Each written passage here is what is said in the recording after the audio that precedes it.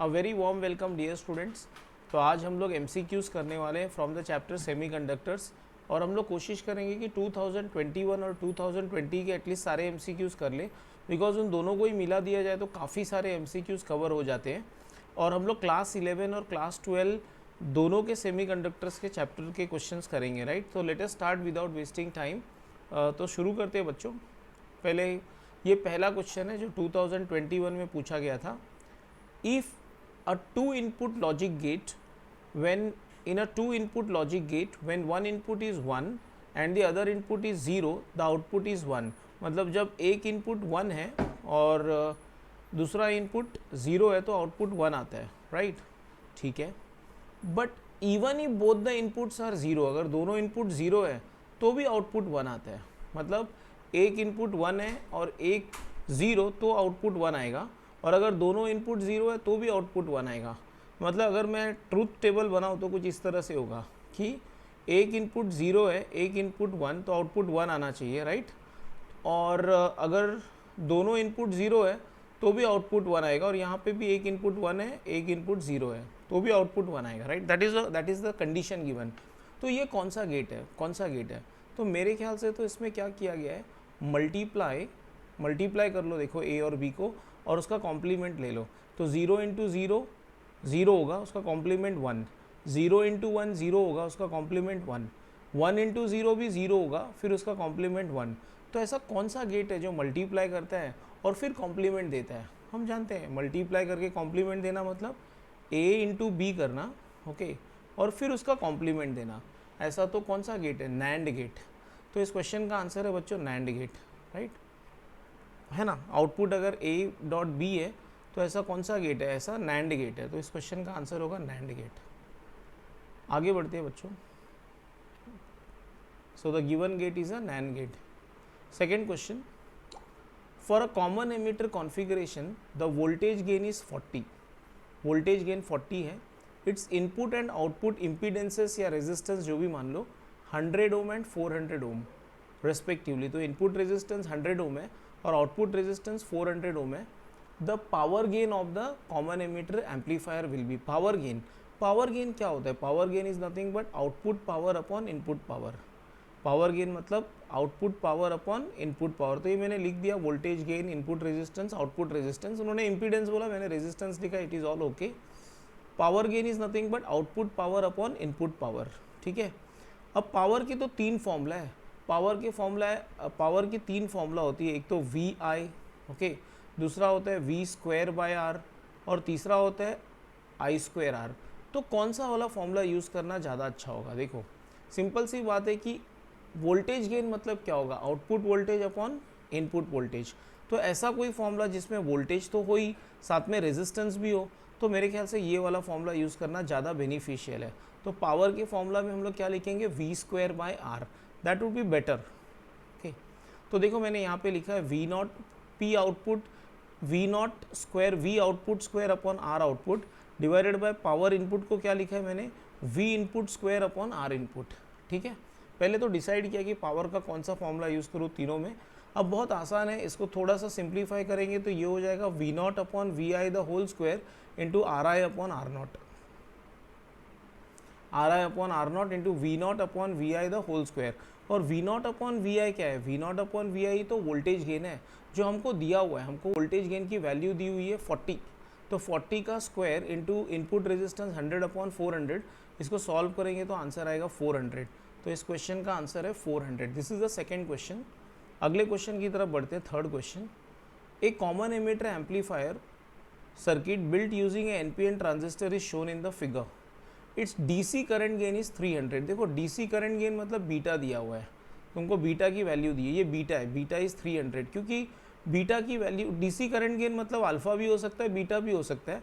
मुझे कैसे पता चला कि ये बीटा ही है? बहुत सिंपल है, मैंने तुमको पहले से ही बता के रखा हुआ है। अगर तुमने मेरी थियोरी वाली लेक्चर देखी होगी या सेमीकंडक्टर्स की वन शॉट रिवीजन वाली लेक्चर देखी होगी जो मैंने कल ही अपलोड किया था, तो तुमको पता होगा कि मैंने बताया था कि अगर 20 से ऊपर है वैल्यू, 20 से 200 के बीच में बीटा की वैल्यू होती है, तो 300 मतलब ग्रेटर देन 1 होगा तो बीटा। तो ये बीटा दिया हुआ है। आरसी दिया हुआ है, देखो ये आरसी दिया हुआ है हमको, और हमको वीसीसी दिया है। वीसीसी मतलब ये वाला वोल्टेज दिया हुआ है। The minimum base current for VCE to be saturated, VCE to reach saturation. देखो ये कलेक्टर है, ये एमीटर है और ये बेस है। अब हमको इसमें कुछ रिलेशंस पता होने चाहिए तो ही हम इस सम को कर पाएंगे। सबसे पहले देखो ये हमने पढ़ा है एम्पलीफायर में कि VCE is equal to VCC minus ICRC। मैं करंट के डायरेक्शन से बता देता हूँ। ये IC, अच्छा एक मिनट, मैंने ऑलरेडी बनाया होगा करंट का डायरेक्शंस। देखो ये मैंने डायग्राम बना लिया। ओके, करंट के डायरेक्शंस मैंने बनाया है इस सर्किट डायग्राम में। और देखो मैंने लिखा है VCE is equal to VCC minus ICRC। अब सैचुरेशन का मतलब क्या है? VCE टू रीच सैचुरेशन मतलब VCE will be equal to 0। ये VCE का वैल्यू क्या होगा? All the voltage of VCC will appear across RC, मतलब इसका जो भी वोल्टेज है वो RC के अक्रॉस आएगा तो VCE 0 होएगा। सैचुरेशन का मतलब VCE will be equal to 0, तो VCE is equal to 0। So at saturation entire voltage appears across RC and VCE is equal to 0। अगर मैं VCE को 0 डालूँ तो मुझे क्या आंसर आएगा? देखो VCC is equal to ICRC, तो इससे मुझे IC मिल गया। ठीक है, IC मिल गया। अब मुझे क्या निकालना था बच्चों? देखो मुझे निकालना था बेस करंट। अब बहुत आसान है, बीटा मेरे पास पहले से ही है। Beta is equal to IC upon IB। मैं जानता हूँ बीटा का फॉर्मूला है beta is equal to IC upon IB, तो IB will be IC upon beta. Solve कर लो, आंसर आएगा 16.67 micro ampere, right.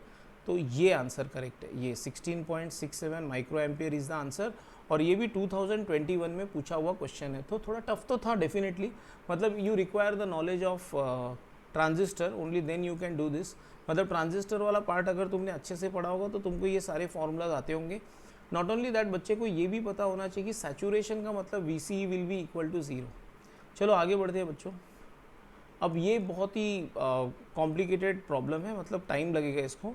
The output Y of the logic gate is, तो देखो ये Y कितना होगा ये पूछा है। ठीक है, चलो स्टार्ट कर लेते हैं। देखो ये A है, ये A है, तो अगर ये A है तो मैं लिख देता हूँ यहाँ पे। देखो एक सेकेंड, अगर ये A है तो ये भी A होगा, और ये वायर यहाँ पे ऊपर गया हुआ है तो ये भी A होगा, राइट। और ये B है तो ये भी B होगा यहाँ पे, ओके। और ये नीचे सेम वायर गया है तो ये भी B होगा। इसके आउटपुट को मैं Y1 मान लेता हूँ।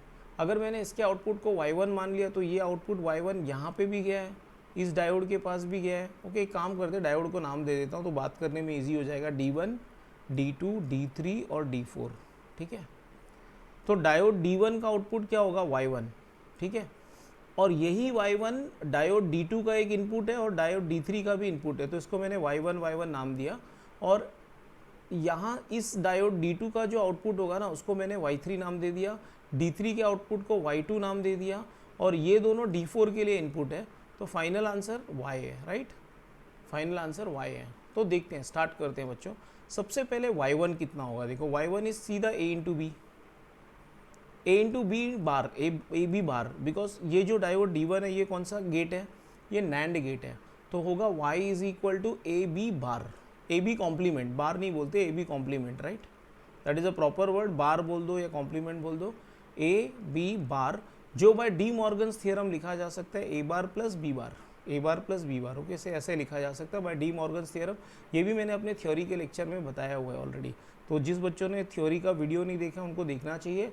मैं उसका थ्योरी का वीडियो का डिस्क्रिप्शन लिंक या लिंक उसका डिस्क्रिप्शन बॉक्स में डाल दूंगा, तुम देख लेना।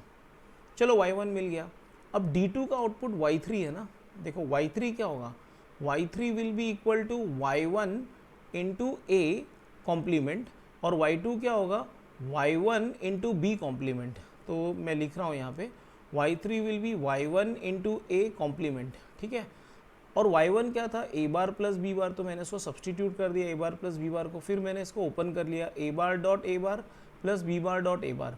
A bar dot A bar क्या होता है? A बार डॉट A क्या होता है? 0 होता है, मैंने लिखा है यहाँ पे A बार डॉट A 0 होता है, तो बचा सिर्फ B बार डॉट A और उसका कॉम्प्लीमेंट, राइट। इसको स्प्लिट करेंगे तो क्या आएगा? B का डबल कॉम्प्लीमेंट प्लस A का कॉम्प्लीमेंट, B का डबल कॉम्प्लीमेंट B ही होगा।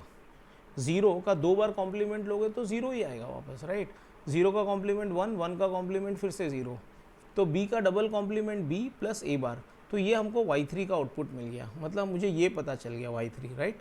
अब Y2 क्या होगा? Y2 is nothing but Y1 dot B complement, तो निकाल लेते हैं। y2 will be y1 dot B complement, और y1 क्या था, y1 था a complement plus b complement dot b। Open कर लो, फिर से b बार डॉट b 0 हो गया, और अब बचा तुम्हारे पास a bar a complement dot b और उसका कॉम्प्लीमेंट। इसको स्प्लिट करेंगे बाय डी मॉर्गन्स थ्योरम, तो आंसर आएगा a का डबल कॉम्प्लीमेंट प्लस b का complement which is a plus b बार।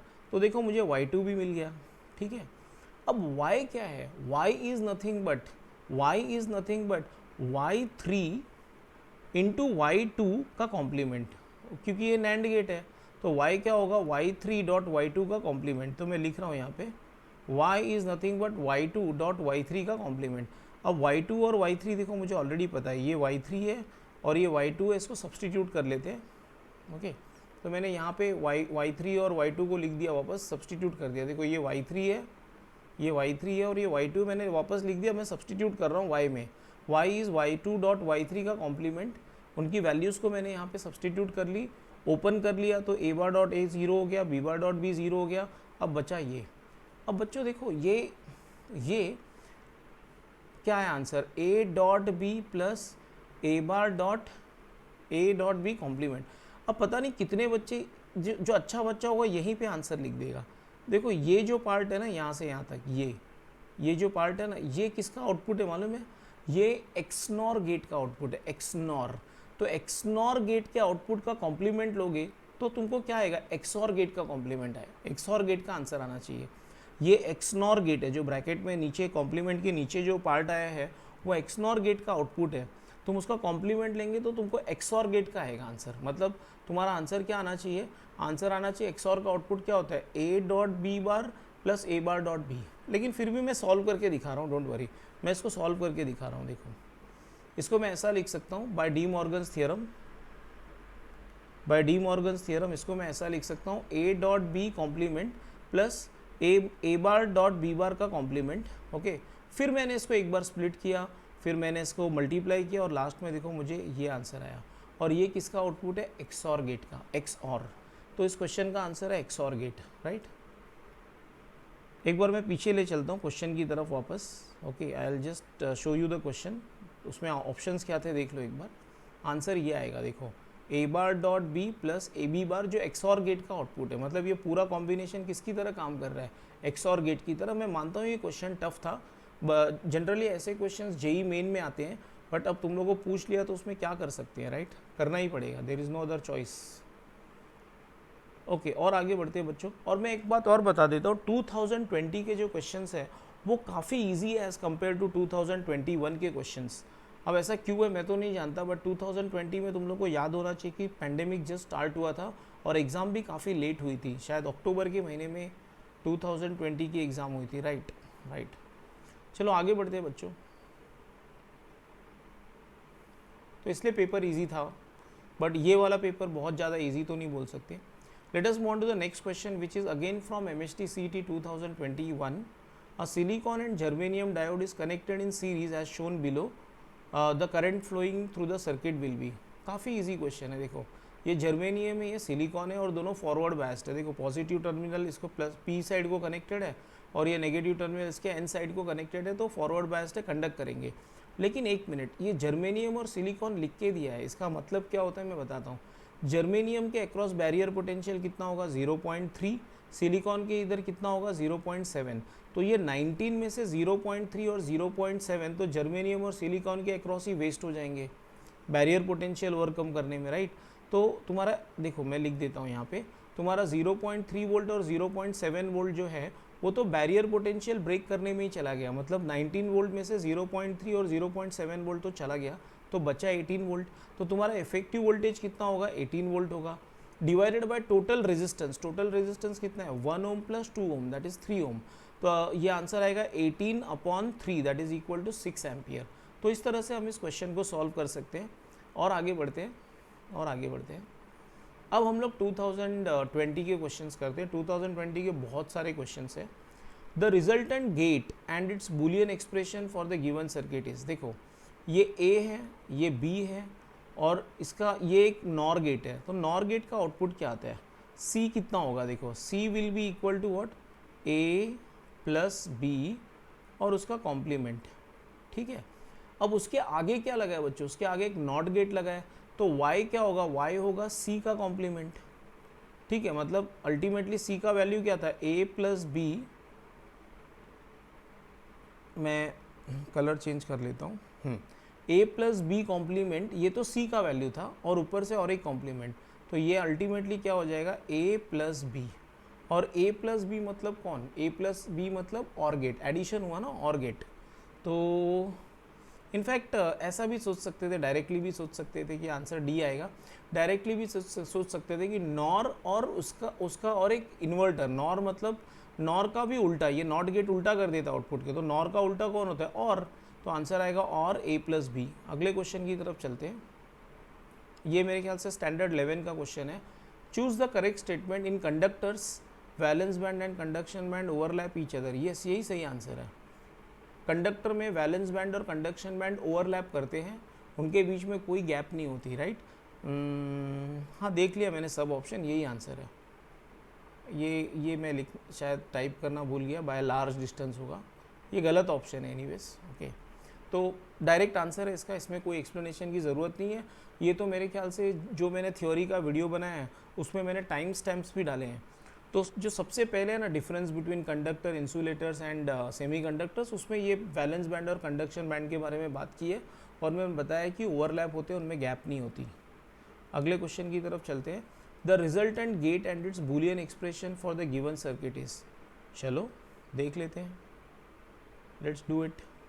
देखो पहले तो ये A है और ये नॉट गेट है, तो ये C क्या हो जाएगा, ये A कॉम्प्लीमेंट हो जाएगा, ठीक है। अच्छा, B और फिर से नॉट गेट है तो ये B कॉम्प्लीमेंट हो जाएगा, करेक्ट है। उसके बाद में ये नॉर गेट है, नॉर, ओके। तो Y क्या होगा, Y क्या कर, नॉर मतलब क्या, ऐड करके उल्टा, तो आंसर आएगा A bar, I will just change the colour 1 second, A bar plus B bar और उसका भी कॉम्प्लीमेंट, राइट। जो क्या होगा finally by De Morgan's theorem, ये होगा A double complement dot B double complement, right, that is equal to A B. अच्छा, मेरे ख्याल से मैं काफ़ी बार, तो ये आंसर एंड आएगा, एंड डी है, option D, option D is the answer, option D is the answer, okay. अब जो बच्चे बेचारे नहीं जानते कि सर बार बार आप डी मॉर्गन्स थियरम बोल रहे हो, क्या होता है डी मॉर्गन, भाई साहब बहुत आसान होता है, देखो यही है formula, A plus B complement is equal to A complement dot B complement, ठीक है। और a dot B complement will be equal to what, a complement plus b complement, बस यही है।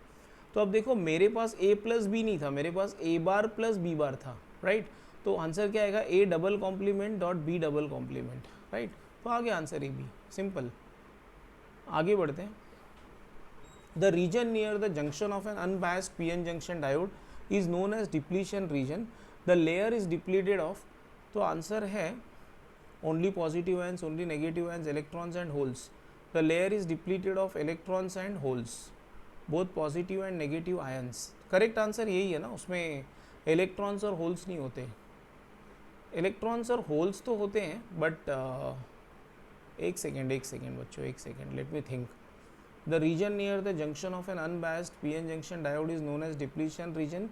उसमें चार्ज कैरियर्स नहीं होते, ये हम कह सकते हैं, और चार्ज कैरियर्स नहीं होते मतलब यही बोल सकते हैं ना, उसमें इलेक्ट्रॉन्स और होल्स नहीं होते हैं, राइट, ओके। फ्री इलेक्ट्रॉन्स और होल्स नहीं होते उसमें।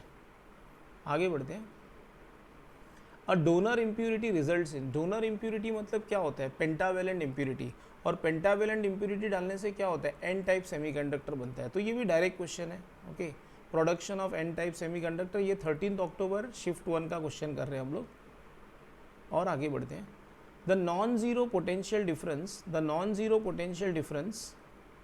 across diode D1 and that across diode D2 are equal in circuit shown in the figure. Both the diodes are identical, मतलब दोनों सिलिकॉन के, दोनों जर्मेनियम के। देखते हैं यहाँ पे, तो मेरे ख्याल से देखो एक डायोड उल्टा है ना, तो यहाँ पे करंट फ्लो ही नहीं हो सकता, सर्किट में करंट ही नहीं फ्लो होगा, करंट विल बी ज़ीरो। इस सर्किट में एक तो फॉरवर्ड बायस्ड है, एक रिवर्स बायस्ड है, यहाँ पे भी करंट फ्लो नहीं होगा, ठीक है। यहाँ पे दोनों रिवर्स बायस्ड है, दोनों फॉरवर्ड, हाँ दोनों रिवर्स बायस्ड है, तो यहाँ पे भी करंट फ्लो नहीं होगा, करंट विल नॉट फ्लो, यहाँ पे भी करंट ज़ीरो। तो करंट तो इसी सर्किट में फ्लो होगा, और जब करंट फ्लो होगा और दोनों सेम है, फॉर एग्जांपल अगर दोनों जर्मेनियम है तो इसके अक्रॉस 0.3 होगा और इसके अक्रॉस भी 0.3 होगा। अगर दोनों सिलिकॉन है तो दोनों के अक्रॉस 0.7 होगा, और बोला हुआ है पहले से कि both the diodes are identical, तो आंसर सी होना चाहिए, राइट। इस क्वेश्चन का आंसर सी होगा। अगले क्वेश्चन की तरफ बढ़ते हैं। The figure shows two diagrams in which diode and resistance are connected, out of the following statements which one is true. Okay, देखते हैं। ये -4 है और ये -3 है, ठीक है। -4 -3 मतलब ये पी साइड है ना, पी साइड ज़्यादा नेगेटिव है as compare to N side. देखो ये एन साइड है, ठीक है। तो अगर तुम ध्यान से देखो तो पी साइड ज़्यादा नेगेटिव है as compare to N side, तो ये पक्की बात है कि ये रिवर्स बायस्ड हुआ। ओके, अब यहाँ पे देखो, यहाँ पे पी साइड 0 है, 0 पोटेंशियल पे है, और एन साइड को देखो तो एन साइड -2 पे है, एन साइड -2 पे है, तो 0 तो -2 से बड़ा है ना। अगर 0 माइनस, ये 0 पॉजिटिव है एज कम्पेयर टू -2, तो P side is connected to positive, N side is connected to negative, तो ये तो फॉरवर्ड बायस्ड हो गया। देखो मैं फिर एक बार रिपीट कर रहा हूँ, 0 पॉजिटिव है एज कम्पेयर टू -2, तो पी साइड पॉजिटिव हो गया और एन साइड नेगेटिव हो गया, तो ये फॉरवर्ड बायस्ड हो गया। तो आंसर होगा diagram A is reverse biased and B is forward biased. A is reverse biased, B is तो आंसर बी है, B is the answer, right. अगले क्वेश्चन की तरफ चलते हैं। For which logic gate the following statement is true. The output is high, high मतलब 1, if and only if all inputs are high, मतलब जब इनपुट 1 1 होगा तो ही आउटपुट 1 होगा। ऐसा कौन सा गेट करता है? ऐसा एंड गेट करता है, सिंपल है। एंड गेट में ऐसा होता है कि जब 1 1 होगा इनपुट तो ही आउटपुट 1 आएगा, अदरवाइज आउटपुट 1 नहीं आता। और ये हम लोग 14 अक्टूबर पे पहुंच गए, great. So the output is high and only high if and only if all inputs are high. तो ऐसा तो सिर्फ एंड गेट में होता है, राइट। और आगे बढ़ते हैं, क्योंकि एंड गेट मल्टीप्लाई करता है, इसलिए 1 × 1 ही 1 आ सकता है खाली। चलो आगे बढ़ते हैं बच्चों। Which of the following represents a photo diode. Photo diode में क्या होता है, लाइट गिरती है और करंट जनरेट होता है, तो लाइट गिरना चाहिए, तो ये ऑप्शन है, राइट। ये देखो, ये पहला वाला जीनर डायोड है जो तुम्हारे सिलेबस से डिलीट कर दिया गया, ठीक है। ये दूसरा वाला क्या है, लाइट बाहर जा रही है, तो ये एलईडी है, ओके। और ये तो नॉर्मल डायोड है, ये फोटो डायोड का सिंबल है, सी है आंसर, सी। सी मतलब एक मिनट बच्चों, गड़बड़ हो जाएगी, 1 मिनट, सी नहीं है आंसर, 1 मिनट। सी वाला आंसर है, बट ऐसा ऑप्शन बी में है। देखो ऐसे भी शेंडी लगाती है गवर्नमेंट, ओके। ये मतलब सीईटी वाले ऐसे भी शेंडी लगा लेते हैं कि बच्चा सी देख के सी मार्क करके आ गया, लेकिन सी मतलब तो ऑप्शन ए है। तो करेक्ट ऑप्शन क्या है इस क्वेश्चन में? करेक्ट आंसर होगा बी। बी मतलब सी, बी मतलब ये ऑप्शन सी, और डायग्राम सी, ओके। चलो आगे बढ़ते हैं। तो संभालना, ऐसा भी सिचुएशन हो सकता है, okay. In transistor amplifier base emitter junction is forward biased and collector emitter junction is reverse biased. The current gain is, देखो करंट गेन का 2 फॉर्मूला होता है, राइट। एक तो करंट गेन अल्फा होता है which is equal to change in the collector current upon change in the emitter current, ठीक है। और एक बीटा होता है that is equal to change in the collector current upon change in the base current. तो देख लेते हैं ऑप्शन में क्या है।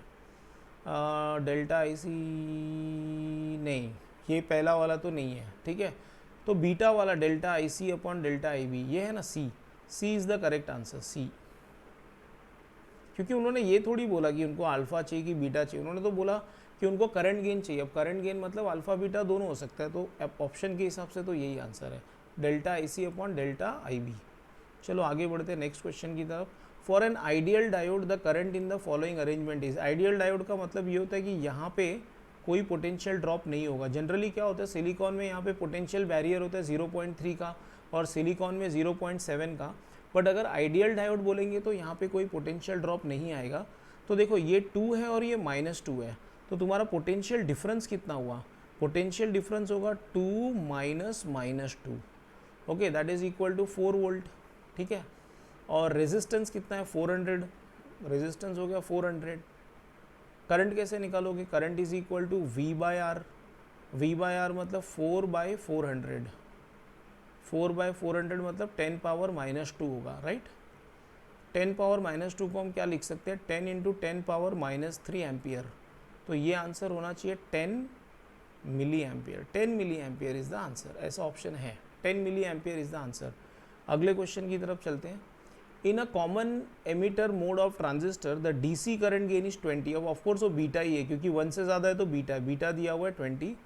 The emitter current is 7 milliampere, that is I E दिया हुआ है 7 milliampere. The collector current is, ठीक है निकाल लेते हैं। Okay let's find out. देखो पहले तो मुझे ये फॉर्मूला मालूम है कि I E is equal to what, I B plus I C, ठीक है। फिर मैं ये भी जानता हूँ कि बीटा क्या होता है, beta is nothing but I B upon I C, I B upon I C. तो इससे मैं आई बी के जगह पे क्या लिख सकता हूँ, आई बी के जगह पे मैं क्या लिख सकता हूँ, बीटा आई सी। नहीं मैंने सॉरी बीटा का फॉर्मूला गलत लिख दिया, I am so sorry, 1 second. Beta का फॉर्मूला ये नहीं है, बीटा का फॉर्मूला है आई C upon I B, beta का फॉर्मूला है आई C upon I B.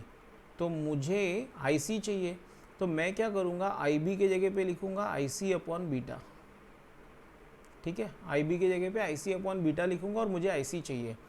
I E दिया हुआ है 7, आई बी के जगह पे मुझे क्या लिखना था, I C upon beta plus I C, ठीक है। 7 is equal to I C in the bracket 1 plus 1 by beta, और बीटा दिया हुआ है 20। तो फाइनली क्या होगा, ये हो जाएगा 21 by 20। 7 is equal to I C into what you will get 21 by 20, right. तो आई सी का फाइनल आंसर क्या आएगा, I C will be equal to 20 into 7 divided by 21। तो 7 1 जा 7 3 जा, तो कलेक्टर करंट का आंसर आएगा 20/3 मिली एम्पियर। सब कुछ मिली एम्पियर में ही था तो मिली एम्पियर में ही आंसर भी आएगा। तो आंसर है ऑप्शन बी, ऑप्शन बी। अगर तुमको लगता है कोई भी आंसर करेक्ट नहीं है तो you can always put that in the comment, मैं चेक करूँगा। मैं तो हमेशा कमेंट रिप्लाई करता ही हूँ तुम्हारा, राइट। तो ये 7 है, एक बार देख लेता हूँ बस कि कहीं कुछ गड़बड़ ना हो जाए, एक बार चेक करने दो प्लीज़, सोच लेने दो। अगर ये 7 है तो ये 7 से कम होना चाहिए, बराबर है, करेक्ट है बच्चों, आंसर करेक्ट है। 20/3 6.67 करेक्ट है। आगे बढ़ते हैं। The width of the depletion layer of a PN junction diode when it is forward biased and reverse biased. पता नहीं ये क्वेश्चन बहुत बार आया एग्जाम में। फॉरवर्ड बायस्ड में विड्थ कम होता है और रिवर्स बायस्ड में विड्थ बढ़ता है। तो फॉरवर्ड बायस्ड में डिक्रीजेस, रिवर्स बायस्ड में इंक्रीजेस। तो ये आंसर, ये मैं तुम लोगों को समझा चुका हूँ। अगर तुमने मेरी थ्योरी की लेक्चर देखी होगी तो तुमको ये सब एकदम केक वॉक लगता होगा, तुमको लगता होगा सर ये सब तो आपने थ्योरी में समझा ही दिया था, right.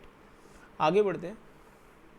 Photodiode is a device which operates in reverse bias mode. Photodiode operates in reverse bias mode, ये डी ऑप्शन है। एक मिनट है, in which photo current is dependent on the reverse bias, no. In which the photo current is independent of the, no. Photo current depends upon the incident, एक बार सब पढ़ लेते हैं। It is always operated in the forward bias, गलत है। In which the photo current is independent of incident radiation, गलत है। करंट अगर रेडिएशन का स्ट्रेंथ बढ़ता है तो फोटो करंट बढ़ता है। In which the photo current is dependent on the reverse bias, no it does not depend upon the reverse bias, it only depends upon the intensity of the light. Reverse bias की वजह से कुछ current flow होता है जिसको हम कहते हैं डार्क करंट, बट खैर वो इनसिग्निफिकेंट है। करेक्ट आंसर यही है, photo diode is a device which is always operated in reverse bias, यही सही है। ओके ओके आगे बढ़ते हैं। In the energy band diagram of insulators a band gap, insulator है, band gap is very high and the conduction band is respectively. देखो ये भी मैंने तुमको सिखाया हुआ, अगर तुम देखो डिफरेंस बिटवीन इंसुलेटर्स, पहला ही मतलब जब तुम वीडियो को स्टार्ट करोगे तो सबसे पहले difference between insulator, conductor and semiconductor, तो उसमें सबसे पहले ये सिखाया गया है कि बैंड गैप के बारे में क्या होता है। बैंड गैप इंसुलेटर में बहुत ज़्यादा होता है तो वेरी हाई, और conduction band is completely empty. तो conduction band is completely empty मतलब फ्री इलेक्ट्रॉन्स होते ही नहीं है। तो band gap high and conduction band is empty, तो ये होगा आंसर। बैंड गैप बहुत ज़्यादा होता है और कंडक्शन बैंड एम्प्टी होती है, राइट। उनकी वैलेंस बैंड फुल होती है, राइट, वैलेंस बैंड, ना कि कंडक्शन बैंड। कंडक्शन बैंड खाली होती है। चलो आगे बढ़ते हैं बच्चों, तुम लोग चेक कर लेना, थ्योरी में मैंने यही सिखाया same. When a small amount of impurity atoms are added to a semiconductor then generally its resistivity. देखो हम लोग इम्प्यूरिटी ऐड ही करते हैं ताकि कंडक्टिविटी बढ़े, तो अगर कंडक्टिविटी बढ़ती है तो रेजिस्टिविटी ऑफकोर्स कम होती है, तो resistivity decreases. Okay, resistivity decreases always in fact हम लोग को रेजिस्टिविटी कम करने के लिए ही डोपिंग करते हैं, ताकि वो थोड़ा कंडक्ट करे। और आगे बढ़ते हैं। In a common emitter amplifier input resistance is 1000 ohm. Input resistance मतलब RI दिया हुआ है 1000 ओम, 10 पावर 1000 लिख लेता हूँ चलो। Peak value of input voltage is 5 milli volt. VI दिया हुआ है 5 milli volt, 5 milli volt, okay. And beta is 60, okay. The peak value of output current, output current चाहिए मतलब कलेक्टर करंट चाहिए। सिंपल है, देखो पहले तुम इनपुट करंट निकाल लो। इनपुट करंट मतलब बेस करंट। इनपुट करंट कैसे निकालोगे? Input voltage divided by what? Input voltage divided by input resistance, जो होगा 5 मिली वोल्ट बाय 1000।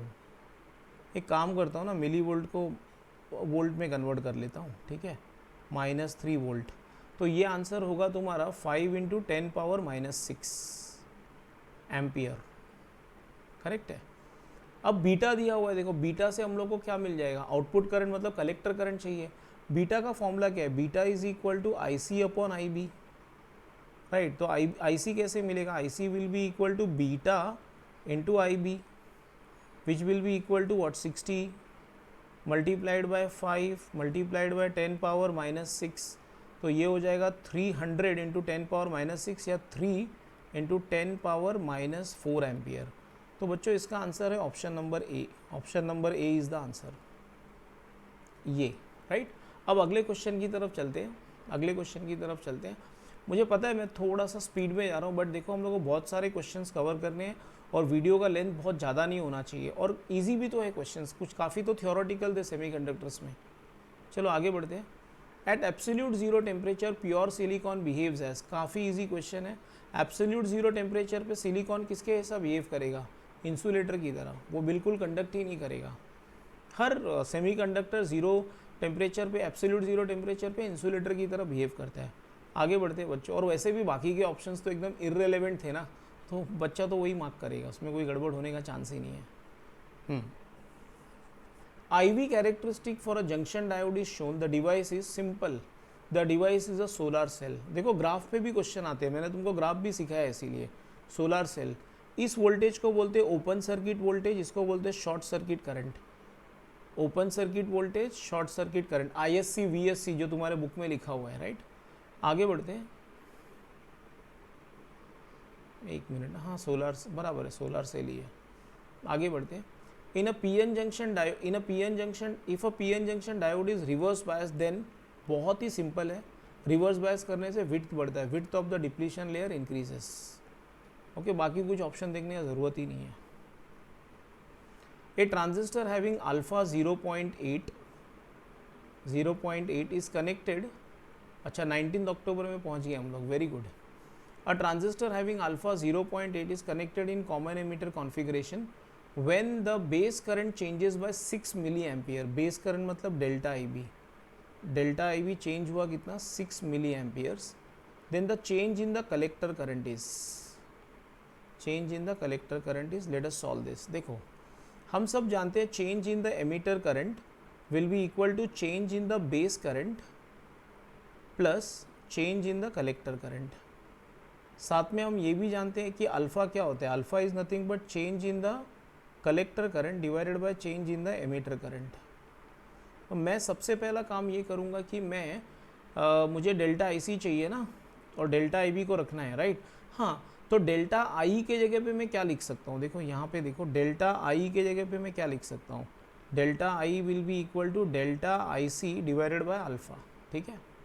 तो डेल्टा I की जगह पे मैं लिख सकता हूँ delta IC divided by alpha, that is equal to delta IB plus delta IC। मुझे डेल्टा IC चाहिए, राइट, ठीक है, अभी निकाल लेंगे। अब डेल्टा IB क्या है? डेल्टा IC तो मुझे नहीं पता, ये 0.8 है, इसका वैल्यू डाल देते हैं। That will be equal to delta IB मैं जानता हूँ ना, मैं सब्सटीट्यूट करूँगा डेल्टा IB को। डेल्टा IB की वैल्यू कितनी दी हुई है? 6। Change in the base current is 6 milli ampere plus delta IC। अब ये बहुत आसान है, 1/0.8 क्या हो जाएगा? 1/0.8 होता है 1.25, 1.25 होता है ना कि कुछ और होता है? एक मिनट ना बच्चों, एक मिनट, लेट मी थिंक। हाँ हाँ 1.25 होता है। क्यों कंफ्यूज हो रहा हूँ मैं? हाँ 1.25 बराबर है, 1.25 होता है। तो 1.25 delta I C will be equal to delta I C plus 6, है ना। तो 1.25 delta I C minus delta I C हो जाएगा 0.25 delta I C, that will be equal to 6। तो डेल्टा आई सी कितना हो जाएगा? Delta I C will be equal to 6 upon 0.25, okay, और ये हो जाएगा 24 मिली एम्पियर। तो इस क्वेश्चन का आंसर होना चाहिए बच्चों 24 मिली एम्पियर। 24 मिली एम्पियर मतलब ये answer 24 milli ampere. Next question की तरफ बढ़ते हैं। तो 19 अक्टूबर शिफ्ट 2 हो गया, 20 अक्टूबर लास्ट पेपर था।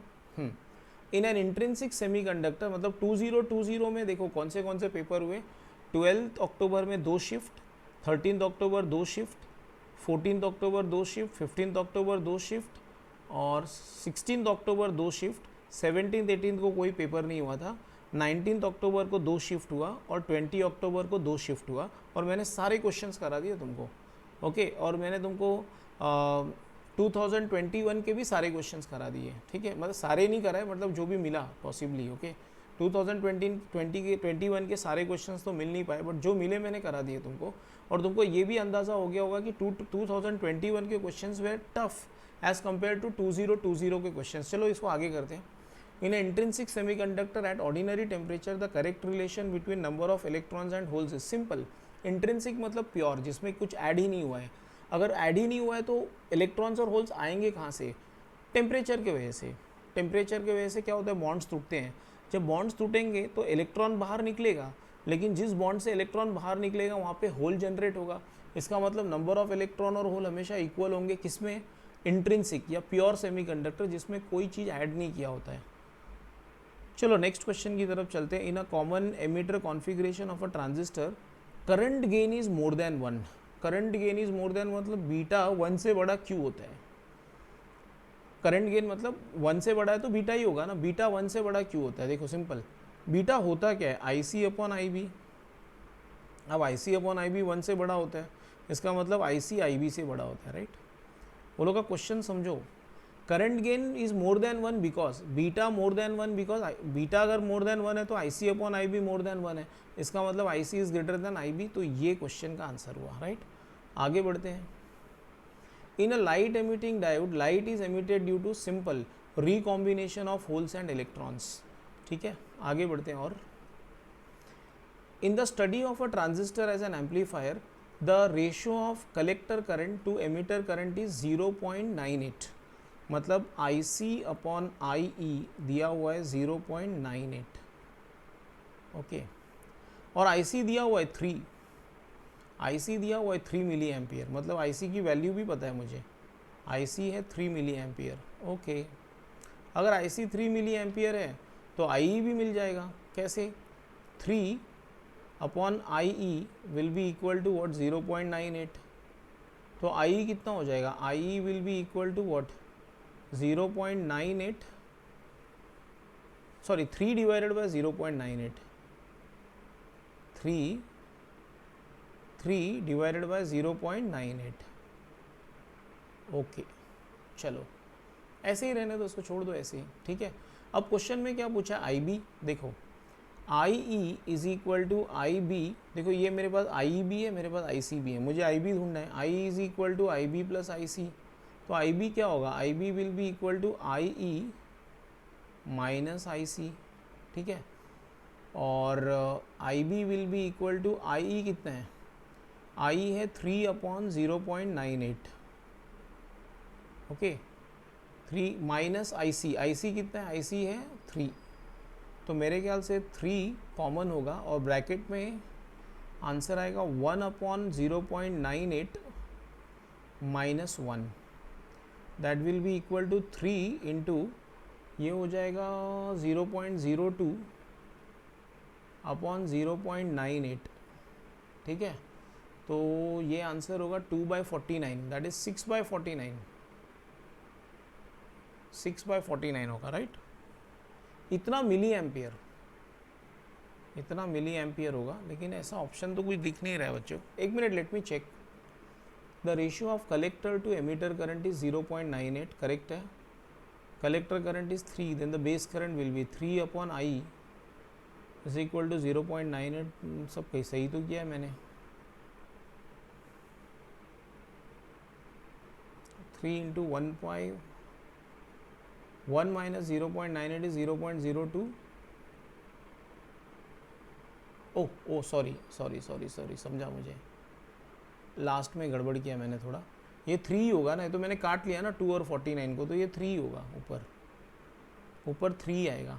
चलो 49 को 50 मान लो बच्चों, अब क्या किया जाए। 49 को 50 मान लो, तो 3/50 कर लो, तो ये हो जाएगा 6/100, है ना, 6/100। तो ये हो जाएगा 6/100 मतलब 6 into 10 power -2 milli ampere. Okay, आ गया आंसर। तो 6 इंटू 10 पावर -2 मतलब 60 इंटू 10 पावर -3 मिली एम्पियर। तो 10⁻³ मिली क्या हो जाएगा, 10⁻³ मिली मतलब माइक्रो हो गया, 60 माइक्रो एम्पियर। चलो फाइनली आंसर ये है, ये आंसर। तो लास्ट में ले दे के क्या हुआ, 0.98, 49 को मुझे 50 मानना पड़ा, तो ही जाके आंसर आया, राइट। तो इतना अप्रॉक्सीमेशन कर सकते हैं। और आगे बढ़ते हैं बच्चों, मेरे ख्याल से ये लास्ट सम है हमारा। यस, ये लास्ट सम ही है, यस करेक्ट है। इन a PN junction diode, if a PN junction diode is reverse biased, then the width of the barrier potential will be, my god, ये क्वेश्चन कितने बार आया। the width of the potential barrier will increase and it will offer more resistance, उसका width बढ़ेगा तो वो ज़्यादा resistance offer करेगा। so thanks for watching the video and do subscribe the channel if you like the video, thanks।